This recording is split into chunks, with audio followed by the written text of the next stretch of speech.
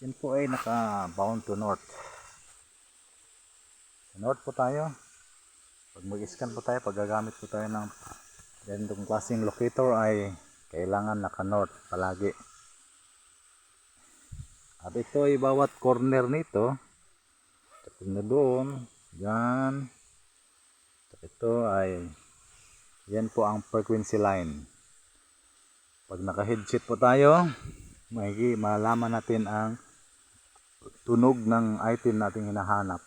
Depende po yan. Pag bakal, ibang tunog. Pag iyo, ibang tunog. Pag diamond, ibang tunog. Copper. Yan po. Yan po ang trabaho ng forward gauge. At mamaya mag-ano po tayo.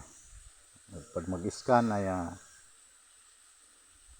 at ito ay naka-calibrate na po ito. Mga counters. Okay. Antay po tayo ng after 15 minutes to proceed our target.